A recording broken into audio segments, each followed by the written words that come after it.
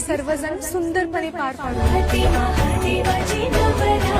सौभाग्य, मांगल्य आणि समृद्धीचा असा हा चुडा जगाच्या रक्षणकर्त्या देवीसाठी।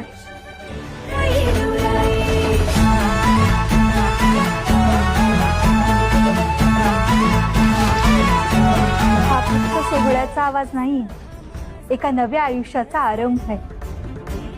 स्त्रीच्या हातातल्या बांगड्या केवळ अलंकार नसतात, त्याला तिच्या स्वप्नांचा आवाज असतो। तिच्या या बांगड्या महादेवांना वार्ता देतील की देवी येत आहे।